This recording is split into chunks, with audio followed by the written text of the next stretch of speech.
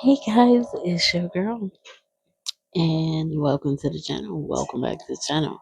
I basically was trying to find topics of what to talk about next on my YouTube channel. But anyways, these are animation questions about Naruto. So basically these questions came from animation Naruto fans. Okay.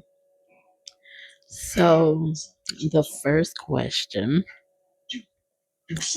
what if Naruto was a Uchiha?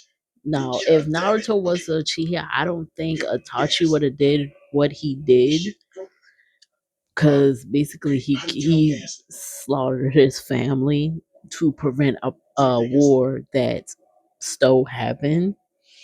But I think Naruto would if Naruto was an Uchiha, he would have known how it felt to have a family, a mother, a father, a brother, a cousin, an auntie, an uncle, and whatever.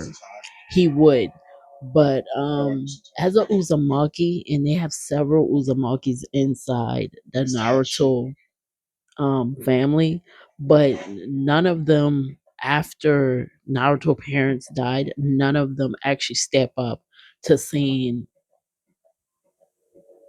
my message, saying taking control of basically helping Naruto out. So I think if he was an Uchiha, I think his life would have ended up different, and he would at least have family or saw what family was. So yeah, that's my opinion. Hey guys, back with number two. What if Naruto learned the advantages of shadow clones? Now, we're talking as if he didn't already know the advantages of the shadow clones, and one of the advantages of the shadow clone is basically where he could gather information with multiple shadow clones, and then turn around. He can fight better. He can figure out another way to basically take down the enemy. He can preserve chakra. He can use the Rasengan better. He can some of the jutsus he was using his shadow clones to train and like hardcore training with the shadow clone. So basically, there is so much advantages that he had to learn with the shadow clones. But we're talking as if he didn't learn these advantages. But yeah, this was one of the jutsus that he struggled with trying to perform in the tuning exam and inside the classroom itself. But once he, beast mode that bitch, you can't stop him right now.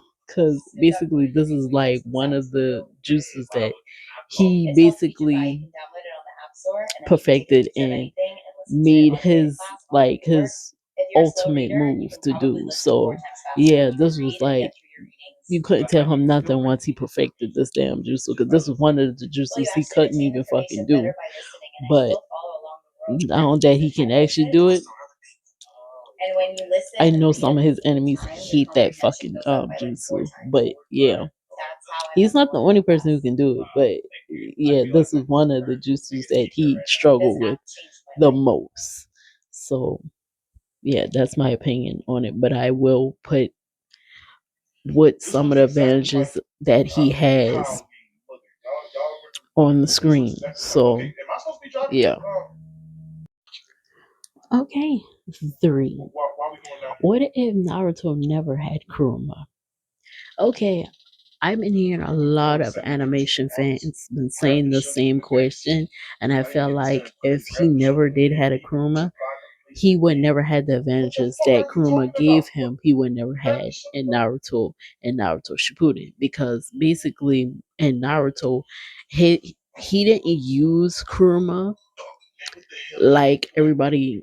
like everybody do when they found out they got a Jinchuriki inside them. He basically was triggered into using Kuruma powers when basically when he was young, because basically he was at that point he was very emotional and he was highly opinionated. So yeah, he didn't really technically use Kuruma powers. It was triggered and they were going off basically his anger and his emotions. So yeah, and then when it got to Naruto Shippuden, that's when he basically got more into involved with Kuruma and trying to be Kuruma friend and family, because Kuruma was another source of brothership for him. So yeah, at the same time, if he never had Kuruma, I don't think he would have had the advantages he has now, because Kuruma gave him tremendous power and healing power. So if he never had that, he would never did half of the things he did if he didn't have Kuruma. Even though in Naruto he didn't depended on Kuruma much as he thing, because most of the time when he was using Kuruma, he was using it based on emotional wise, and he was tapping into Kuruma when he didn't even know he had Kuruma inside him at first. So basically those times that he tapped into Kuruma, he basically didn't know he had those powers yet until he actually tapped into it. So yeah, but if he didn't have Kuruma, yeah, he wouldn't do most of the things he did today. To this day, he would never did. He would never, because he would have been dead. And numerous times he actually did die. Even he died into the movies too. If you watch Naruto, the movies, and Naruto Shippuden. He did die on several occasions that he came back due to some people actually feeling sorry for him. Well, not feeling sorry for him, but feeling sorry at the fact that he lose his life for something he felt strongly about. So yeah, multiple times they had to save him and bring him back. And it's not because of Kuruma, but it's because of like his words, because he do that no jutsu. Hey guys, number four. What if? Well, I keep on saying what if. Naruto breaks down in front of Sakura. I don't think that she would care, and I think she would care. So I think it's half and half, because if you think about it from the beginning, she threw in his face that he didn't have parents or he didn't have certain things. That's why he acts the way he do. But the only reason why Naruto was acting the way he do, because he didn't have parents and he didn't have nobody to give him that parenting love.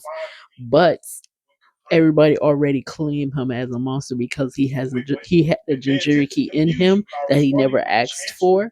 So yeah, they already made him out to be a monster when he wasn't technically a monster. So he had to technically prove his motherfucking self just so they can give him that type of love that he needed. Certain people, it didn't take them that long for them to show him that love, but at the same time, they were also slightly believing the rumors that was going on about Naruto. But slowly but surely he did prove his point. He proved himself and made it, and he became the biggest fucking hero of the fucking Leaf Village. So yeah. My question is, it'll be half and half. Well, my answer for that question is it'll be half and half. I don't think that she would care, and I don't think she